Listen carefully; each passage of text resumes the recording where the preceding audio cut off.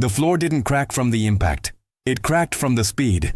One moment, a 375-pound giant stood there, fists clenched, telling Bruce Lee he was too small, too weak, too fragile to matter. 6 seconds later, that same giant was on his back, staring at the wooden ceiling, trying to understand how gravity had betrayed him. This is the story of the fastest takedown in martial arts history, and why physics professors still use the footage in their lectures about force, mass, and the illusion of invincibility. San Francisco, Chinatown, June 1969. His name was Magnus the Mountain Andersson. 6'8", tall. 375 pounds of pure Swedish powerlifting dominance. Arms like ancient oak trunks, biceps measuring 24 inches around, larger than most men's thighs. Hands so massive they could palm a basketball like a child holds an orange. Fingers thick as steel rods. Forearms corded with muscle that looked carved from granite. He held the European powerlifting record in 3 weight classes. Squat, 850 pounds. Deadlift, 920 pounds. Bench press, 615 pounds. Numbers that seemed fictional to anyone who didn't witness them. In Stockholm, they called him Den Orörliga, the unmovable object. In Copenhagen, Naturkraften, the force of nature. In Oslo, Mannen som aldrig faller, the man who never falls. 23 years of competition, never knocked down, never overpowered, never beaten in a test of pure strength. His body was a monument to genetic advantage and obsessive training. He'd started lifting at age 12, working in his father's shipyard, moving steel beams that required 3 normal men. By 16, he was competing against adults and winning. By 20, he held his first national record. By 25, he dominated Europe. Now, at 28, he believed himself untouchable. Magnus had come to America for the World Strength Championships in Los Angeles, scheduled for July 1969. But he arrived 3 weeks early. Not to rest, not to prepare, to conquer. He wanted to tour American gyms, challenge American strongmen, prove that European strength, Viking blood, old world genetics were superior to American softness. He'd been to New York first, challenged 3 powerlifters at a gym in Brooklyn, beat all 3 in arm wrestling, each match lasting less than 10 seconds, then Chicago, found the city's strongest deadlifter, outlifted him by 200 pounds, then Denver, got into an argument with a wrestler at a bar. The wrestler made the mistake of grabbing Magnus. 3 seconds later, the wrestler was on the ground, Magnus's hand around his throat, proving his point without even throwing a punch. 23 consecutive victories across America, not competitions, dominations. And with each victory, Magnus's belief solidified. Strength was everything. Technique was for the weak. Philosophy was for those who couldn't lift heavy things. He'd heard Americans talk about martial arts, about Bruce Lee, about some Chinese actor who claimed his kung fu could beat anyone. Magnus laughed at this. Movie magic. Wires and camera tricks. Nothing real. But then, in Oakland, a bartender mentioned something that caught Magnus's attention. There's this Chinese guy in Chinatown, teaches kung fu above a medicine shop. Little guy, maybe 140 pounds soaking wet. But I've heard stories. Marines train with him. Fighters respect him. Some say he's the real deal. The bartender had laughed. Personally, I think it's all Hollywood nonsense, but the locals swear by him. Bruce Lee, that's his name. Magnus didn't laugh. He saw an opportunity. A perfect opportunity. If he could challenge this Bruce Lee, this supposed martial arts master, and prove that size and strength beat Eastern mysticism, it would be the crown jewel of his American tour. Proof that all the kung fu movies, all the philosophy, all the technique talk was worthless against real, raw genetic power. He asked for directions to Chinatown. The bartender gave them, still smiling, thinking this would be entertaining. San Francisco's Chinatown in 1969 was a world unto itself. Narrow streets barely wide enough for 2 cars to pass. Buildings pressed together like books on a shelf. Neon signs in Chinese characters casting red and green light onto wet pavement. The smell of incense mixing with cooking oil, roasted duck, herbal medicine. Families lived above shops. Businesses occupied every square foot. Life stacked vertically, efficiently. Generations compressed into blocks. The Junfan Kung Fu Institute occupied the 2nd floor of a brick building on Jackson Street, above the Tongren Herbal Medicine Shop. No sign outside, no advertising.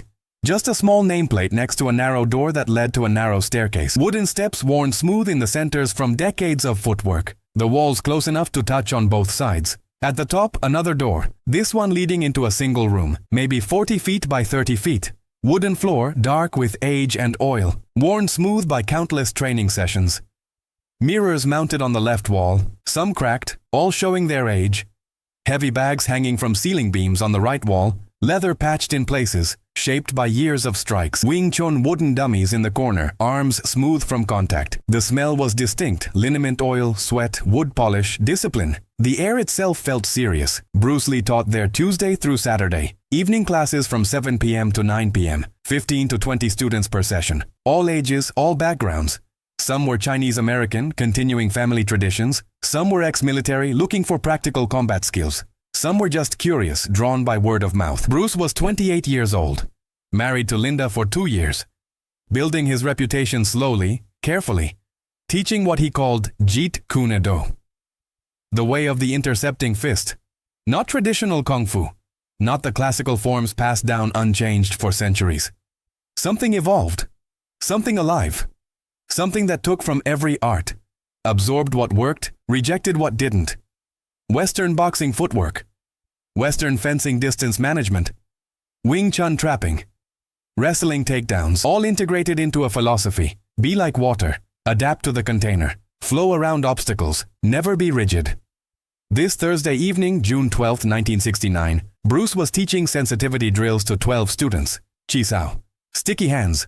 2 practitioners standing face to face, forearms touching, maintaining contact, moving slowly, feeling each other's energy. The goal wasn't to overpower. It was to sense intention before it became action. To feel when your partner's weight shifted, when their structure weakened, when an opening appeared. It looked like dancing to outsiders. To practitioners, it was conversation without words. The students were focused, moving with precision, breathing synchronized.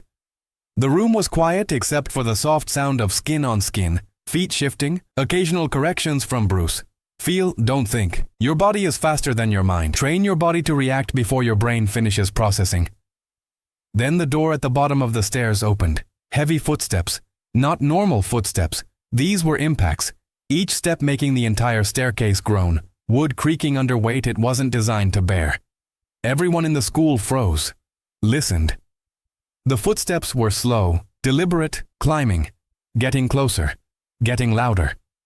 The staircase was protesting. Bruce's students exchanged glances. Who was this? What kind of person makes stairs sound like they're about to collapse? Then the door opened, and Magnus the Mountain. Anderson had to duck to clear the doorframe. Had to turn his shoulders sideways to fit through. When he straightened to his full height inside the school, his head nearly touched the ceiling. The students stared. They'd never seen anyone that large. Not in real life. In movies, maybe. In cartoons. But standing there, breathing. Real? Impossible. Magnus looked around the school, taking inventory. The modest equipment. The worn floor. The serious but small students. His eyes found Bruce immediately. He'd seen photos in a newspaper. But photos didn't capture the size difference accurately. Standing there, Magnus realized Bruce was even smaller than he'd imagined. You Bruce Lee? Magnus's accent was thick, Swedish, consonants sharp like axe strikes, vowels stretched like pulled taffy. Bruce turned to face him, calm, his expression neutral, assessing this massive man who'd just entered his school uninvited. I am, Bruce said. His voice was quiet, controlled, no challenge in it, just acknowledgement. Can I help you? Magnus stepped fully into the room. Each footfall made the wooden floor groan. He didn't just walk. He displaced space.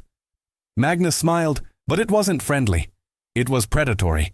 The smile of someone who knows they hold every advantage. I hear you teach fighting. Real fighting.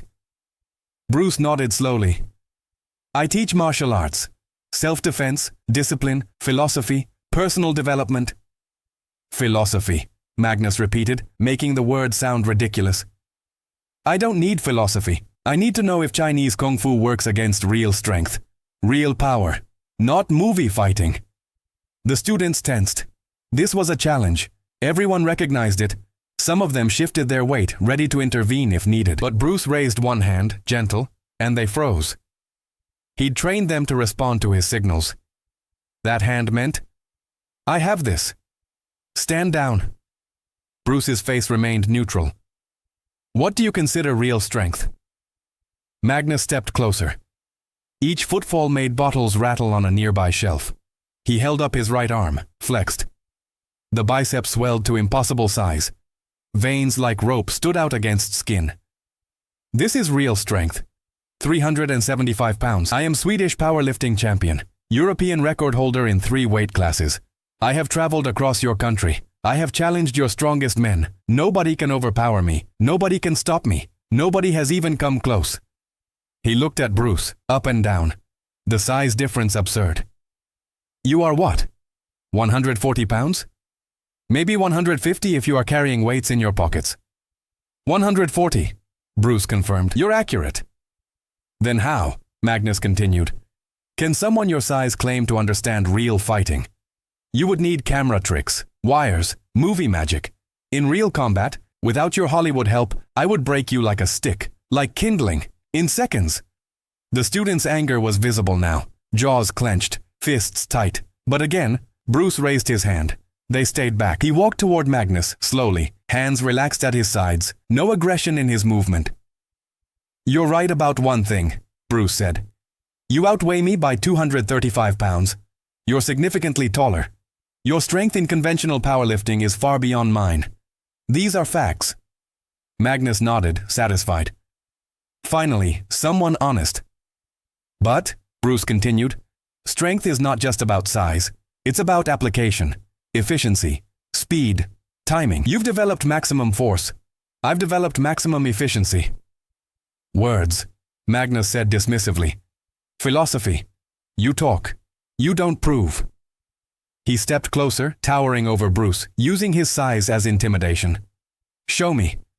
Show me that your kung fu works against me. Right here, right now. Or admit that size and strength win. That you teach dancing, not fighting. That everything you claim is lies for paying students who don't know better. The room went absolutely silent. The students looked at Bruce, waiting for his response. This was dangerous. This giant could seriously hurt their teacher. Or worse. Several students knew basic anatomy. They knew what 375 pounds of muscle could do to 140 pounds of human body. Bones could break. Organs could rupture. This wasn't theoretical danger. This was real. Bruce looked at Magnus for a long moment, not at his body, at his eyes, reading him. This wasn't just about proving strength. Bruce understood that immediately. This was about Magnus's entire identity. Being strong was all he had, all he believed in, all he'd built his life around. If that belief was challenged, if someone demonstrated that strength alone wasn't enough, what was left? Magnus wasn't here to learn. He was here to validate everything he believed, to crush doubt. Bruce made his decision. I'll show you, Bruce said quietly. But understand something first. I'm not trying to beat you. I'm trying to teach you. Magnus laughed, loud, booming. The sound filled the small school. Teach me. You teach me. What can a small man teach a giant? What can weakness teach strength? That size is an advantage, Bruce said, not a guarantee. He gestured to the center of the floor. No rules, no restrictions. You attack however you want. Use your full strength. Don't hold back. Magnus grinned. This was exactly what he wanted. A chance to prove everything he believed. He stepped to the center of the floor. The boards creaked under his weight. Bruce stood opposite him, 5 feet away. Natural stance, feet shoulder width, hands at his sides. Breathing calm, slow, controlled. No guard position, no obvious ready stance. Just standing. Put your hands up, Magnus said. I don't want people saying I attacked you when you weren't ready. I'm ready, Bruce said. Put your hands up, Magnus repeated, irritation creeping into his voice. I'm ready, Bruce repeated calmly. Magnus's jaw tightened.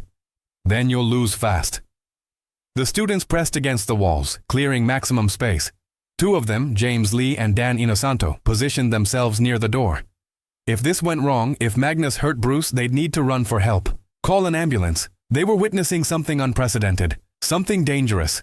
Magnus dropped into a wrestler's stance, feet spread wide, knees bent, hands forward, ready to grab. He'd wrestled in his youth, knew how to use his size. His plan was simple. Get hold of Bruce. Establish the clinch, use his overwhelming weight advantage. Lift this small man off his feet. Throw him down. Prove that strength beats technique. Prove that size matters. Prove that all the Eastern philosophy was worthless against Western genetics. The school held its breath. Bruce stood there, still calm, still breathing slowly. Not moving, not preparing, just present. Magnus took one last look at Bruce's relaxed stance, dismissed it as ignorance, and attacked. Magnus lunged forward. For a man carrying 375 pounds, he was fast. Genuinely fast. Years of explosive powerlifting had developed his speed. His hands reached for Bruce's shoulders, wanting to grab fabric, establish control. Bruce wasn't there. He'd shifted left, offline, 45 degrees. Minimal movement. Just enough. Magnus's massive hands closed on empty air. The momentum of his lunge carried him forward. He'd committed to the grab. Assumed it would work. Everyone he'd fought before had been there when his hands arrived. Not this time. Magnus recovered quickly. Good athlete. Great body awareness. He twisted to his right, upper body rotating, throwing a massive backhand aimed at Bruce's head. Power behind it. Real power. The kind that could knock out a normal person, break a jaw, cause serious damage. Bruce ducked, dropped his center of gravity. The hand whistled over his head, missing by inches. Air displacement ruffled Bruce's hair. If that hand had connected, this fight would be over. Bruce knew it, didn't care, calculated risk. While Magnus's arm was extended, overcommitted to the backhand, Bruce moved in. Not away. Toward. Closing the distance, his left hand struck Magnus's inner elbow. Not hard.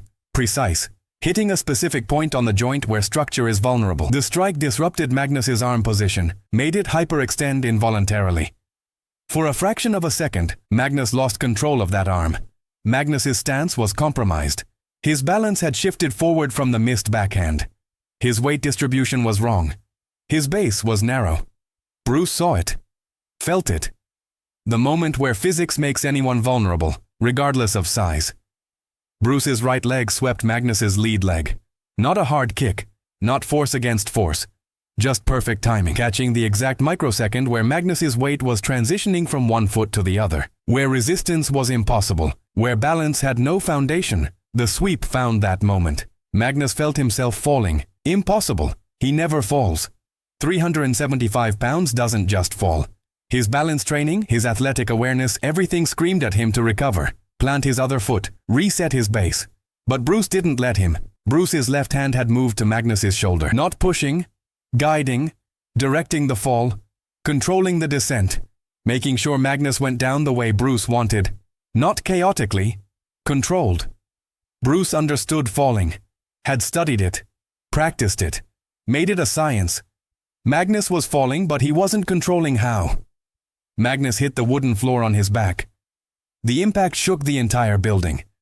The mirror on the wall rattled. Students in the herbal medicine shop below looked up at their ceiling, startled. Dust fell from the rafters. The sound was thunder. An earthquake. Something impossible. Magnus's head didn't hit the floor. Bruce had controlled that, protected him even while taking him down. Even in demonstration, Bruce maintained responsibility. But Magnus's back, his massive back, his 375-pound frame, hit full force. Bruce's knee was already on Magnus's chest. Right hand positioned near Magnus's throat. Not touching, not applying pressure, just hovering, just demonstrating. This is where it ends, the position said. The room was silent except for Magnus's breathing, heavy, shocked, his mind trying to catch up with what his body just experienced. 6 seconds, from standing to controlled, from confident to confused, from invincible to vulnerable. 6 seconds that rewrote everything he believed about strength, about size, about his place in the world. His eyes stared at the ceiling, not seeing it, seeing instead the collapse of his entire philosophy.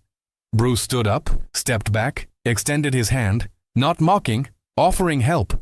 Magnus stared at the hand, then at Bruce's face, looking for mockery, for triumph, for ego, found none. Just calm, just presence, just a teacher who'd made a point. Magnus took the hand. Bruce pulled, helped him up. Magnus's legs were shaky, not from physical damage, from psychological shock, from having the foundation of his identity cracked. "How?"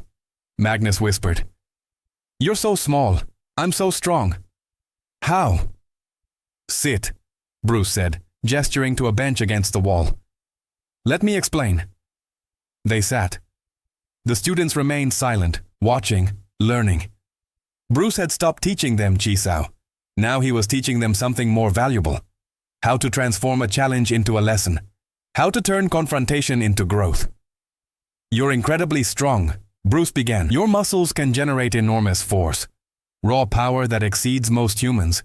But strength without direction is just potential energy. Like a river without banks. It goes everywhere. Accomplishes nothing. Magnus listened, still processing what happened, still trying to understand. When you attacked, Bruce continued, you committed your full mass in one direction. Forward. All 375 pounds. Momentum, speed, power, all focused on grabbing me, overpowering me. But I didn't oppose that force. I didn't try to stop it. I redirected it. Your momentum became my tool. Your strength became my advantage. The sweep I used, Bruce said. That technique is ancient, thousands of years old. Works the same on anyone, any size, because it's not about my strength versus yours. It's about timing, about finding the moment where your balance is transitioning, where physics makes you vulnerable regardless of how strong you are. Size doesn't matter in that moment. Mass doesn't matter. What matters is understanding when that moment occurs and having the skill to exploit it. Magnus's face showed realization dawning. Slowly. Painfully. I've been training strength for 20 years. Since I was 12 years old. Lifting heavier and heavier weights. Breaking records. Beating everyone. Nobody ever taught me about balance points. About timing. About... He trailed off. About using the opponent's strength against them, Bruce finished. Because in powerlifting, in strength sports, you're not dealing with an active opponent. You're dealing with static weight. The barbell doesn't try to redirect your force, Bruce continued. It just sits there, waiting for you to lift it. Waiting for you to apply strength. It's predictable, static, honest. But a thinking opponent, a trained opponent, that's different. That's chess, not checkers. That's adaptation, not repetition. Magnus was quiet for a long moment. His breathing had returned to normal. But his mind was racing. 20 years of training. 20 years of believing one thing. 6 seconds to learn he was wrong. I called you weak, Magnus said finally. I said you were too small to matter. I said... He stopped, shame coloring his face. You weren't wrong about the size difference, Bruce said gently. That's factual. You do outweigh me by 235 pounds. You are significantly taller. You can lift weights I cannot lift. These are objective truths. But you were wrong about what those facts mean. Size is an advantage in many situations, just not all situations. Magnus looked at Bruce directly. Teach me. Bruce raised an eyebrow. Teach you what? This. What you know. How you did that. Magnus gestured at the floor where he'd fallen. I'm flying back to Sweden next week, but I will come back. I will make time. I need to learn what you know. Bruce studied him. Why? You're already a champion. European record holder. World-class powerlifter. What do you need martial arts for? Because, Magnus said slowly, choosing his words carefully. I thought being strongest made me complete, made me invincible, made me valuable. But you just showed me I'm incomplete. I have physical strength, yes, maximum development of muscle, power, force, but I have no understanding of application, of efficiency, of... He struggled for the word. Of wisdom, Bruce offered. Strength without wisdom is dangerous, to yourself and others. You can hurt people accidentally. You can rely on force when technique would be better. But, Bruce continued, wisdom without strength is incomplete too. They balance each other. You have the foundation, the physical development, 20 years of disciplined training. That's not worthless, that's valuable. Now you need the refinement, the understanding of when to apply that strength, how to apply it, and when not to apply it at all. Will you teach me? Magnus asked. When I return to San Francisco. If you're serious about learning, yes, Bruce said. But it requires humility. You'll need to forget everything you think you know about fighting. Start fresh. White belt mind, even though you can lift 400 pounds. Can you do that? Magnus nodded. After what just happened? Yes, I can do that. He stood, then did something that surprised everyone in the school. He bowed, awkward, unpracticed, but sincere, a bow of respect. Thank you for not hurting me, Magnus said. You could have. When I was on the ground. I was vulnerable. You could have struck me, damaged me, ended my career. You chose not to. Violence is easy, Bruce said. Teaching is harder. You came here to prove something. I gave you something better than proof. I gave you a question. What else don't you know? That question will drive your growth more than any victory would. Magnus left.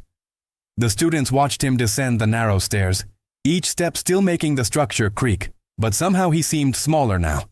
Not physically, psychologically. The invincible giant had learned he was human, had learned that strength alone was never enough. Bruce turned back to his students, looked at their faces, saw the questions, the amazement, the confusion.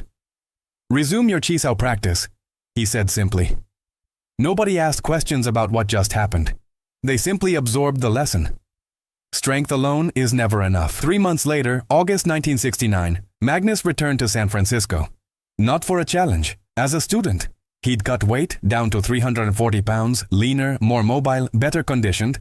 He trained at the Zhongfan Institute every day for 3 weeks, learning Chisao, learning footwork, learning sensitivity. His size made some techniques difficult, but Bruce adapted, showing him how to use his mass as an advantage when properly directed, how to channel power through precision. Before returning to Sweden, Magnus asked Bruce a question. That day, when you took me down in 6 seconds, did you know it would work? Were you confident? Bruce smiled slightly. I was certain of the principles. Physics doesn't lie. Timing doesn't lie. But there's always risk. You're incredibly strong. If you'd caught me, if my timing had been off even slightly, you could have hurt me badly. Confidence isn't the absence of risk. It's understanding risk and choosing to act anyway. Magnus went on to win the World Strength Championships in 1970, 1971 and 1972. 3 consecutive years of dominance. But something changed. He began incorporating martial arts training into his regimen, studying balance, timing, application of force. Other powerlifters noticed Magnus didn't just lift anymore. He moved with precision, with awareness, with control. In interviews, he credited Bruce Lee. He taught me that being strong and being effective are 2 different things. I was strong before, now I'm effective. The story spread through martial arts communities worldwide. The giant who challenged Bruce Lee and got taken down in 6 seconds. Some versions said 10 seconds. Some said Magnus weighed 400 pounds. Some said there were 15 witnesses. That's how legends grow. Details shift. Numbers inflate. But the students who witnessed it, James, Dan, the others, they kept the story accurate. 6 seconds, 1 sweep, 1 lesson that changed a giant's perspective forever. 50 years later, in 2019, video footage surfaced from that evening. Someone had been filming through the window with an 8mm camera, grainy, barely visible, but you could see it. The size difference, the challenge, Magnus lunging, Bruce moving, Magnus falling. 6 seconds. The footage made its way to UC Berkeley. Physics professors began using it in biomechanics courses, showing students how timing and leverage can overcome mass advantage, how understanding force vectors matters more than generating raw force. Bruce's students from that era, now in their 70s and 80s, still tell the story, still teach the lesson. Size matters, strength matters, but wisdom matters more. Understanding beats strength. Precision beats power. 6 seconds beats 375 pounds of muscle when technique meets force at the right angle, at the right time, with the right understanding. When physics meets philosophy, when knowledge meets application. Magnus Anderson passed away in 2015, age 76. In his obituary, among his powerlifting records and championship titles, among his contributions to strength training science, there was this line. In 1969, he met Bruce Lee and learned that strength alone was never enough. That lesson guided the rest of his life. His family donated his training journals to a martial arts museum in Stockholm. 20 volumes, page after page documenting his training with Bruce, analyzing the 6-second takedown, trying to understand how someone half his size could control him so completely. The final entry, dated July 20th, 1973, the day Bruce Lee died. Today I learned Bruce is gone. I am devastated. He took 6 seconds to teach me what 20 years of strength training could not. That power without wisdom is just noise. That force without direction is wasted. That being the biggest, the strongest, the most intimidating means nothing if you cannot apply it correctly. Thank you, Bruce, for those 6 seconds. They gave me a lifetime of understanding. June 1969. 1 school, 1 giant, 1 martial artist. 6 seconds. From challenge to lesson. From arrogance to wisdom. From believing strength was everything to understanding strength was just the beginning. That's not Kung Fu beating powerlifting. That's not East beating West. That's physics meeting humility. That's 140 pounds of precision meeting 375 pounds of force and showing the world that the equation matters more than the numbers. That understanding matters more than size. 6 seconds that proved size doesn't determine outcome. Wisdom does. Understanding does. Timing does. Application does. The giant learned that day what Bruce had known all along. Real strength isn't in the muscle. It's in knowing when, where, and how to apply it. It's in understanding that force without direction is just potential waiting to be redirected. Everything else is just weight waiting to fall. Just mass waiting to be guided. Just power waiting to meet wisdom. And that's the lesson that echoes through 50 years. Through physics classrooms and martial arts schools, through strength gyms and philosophy discussions. The day a 375-pound giant learned he wasn't invincible. The day 6 seconds changed a life. The day Bruce Lee proved that the smallest person in the room can be the most dangerous when they understand what the biggest person doesn't. When they know what others have yet to learn. When wisdom meets force and shows force what it's missing. In Stockholm, at the Swedish Strength Museum, there's an exhibit dedicated to Magnus Andersson. Photos of him lifting impossible weights, medals from championships, newspaper clippings proclaiming him unstoppable. But in the center of the exhibit, there's a small frame. Inside, a photo of Magnus sitting next to Bruce Lee on a bench, both smiling, both equals. The plaque reads, "The day strength learned humility, June 12, 1969. Magnus's son, Eric Andersson, became a martial arts instructor, not a powerlifter. When asked why he chose a different path than his father, he always gives the same answer. My father taught me that true strength isn't measured in kilograms, it's measured in understanding. He learned that from a man who weighed 140 pounds. That man changed our family's entire philosophy." The Junfan Gung Fu Institute closed in 1973 after Bruce's death, but the building still stands on Jackson Street in San Francisco's Chinatown. Above the herbal medicine shop, the wooden stairs that creaked under Magnus's weight are still there. The floor where he fell is still there, worn smooth by 50 more years of footsteps. Sometimes martial arts students make pilgrimages to that building. Stand outside. Imagine the moment. In 2019, a documentary filmmaker interviewed 12 of Bruce's former students. All of them were asked, "What was the most important lesson Bruce ever taught you?" 8 of them mentioned the same story. The giant from Sweden. 6 seconds, 1 takedown, 1 lesson. "Bruce showed us that teaching matters more than winning," said James Lee, 92 years old at the time.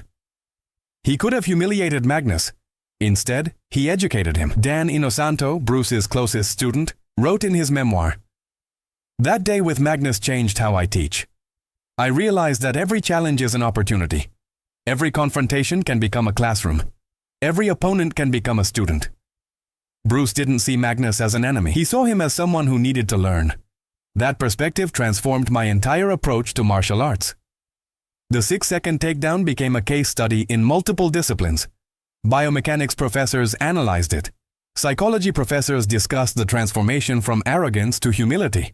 Philosophy professors examined the intersection of physical and mental strength. Business schools used it as an example of how perceived advantages can become liabilities when faced with superior strategy. But perhaps the most powerful legacy is the simplest. In martial arts schools around the world, when a large student dismisses technique as unnecessary, when someone relies purely on size and strength, instructors tell them the story. The 375-pound giant, the 140-pound martial artist, 6 seconds, 1 sweep, 1 lesson. Size doesn't determine outcome. Understanding does. June 12, 1969.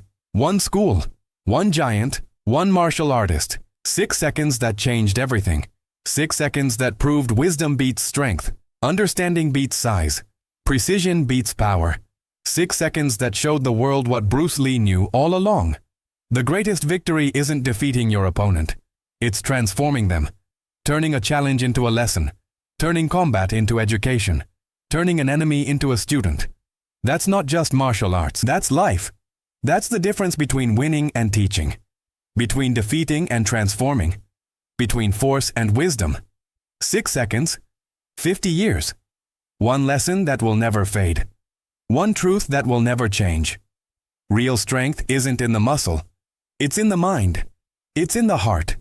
It's in the willingness to learn, to adapt, to transform, to be like water. And somewhere, in a journal in a museum in Stockholm, The final words Magnus wrote about Bruce still wait to be read by the next generation. He was small, but he was giant. He was gentle, but he was powerful. He was a teacher, but he was a warrior. And in 6 seconds he taught me what a lifetime couldn't. That strength without wisdom is nothing. That power without understanding is empty. That size without skill is just weight waiting to fall. Thank you, Bruce Lee, for 6 seconds, for everything.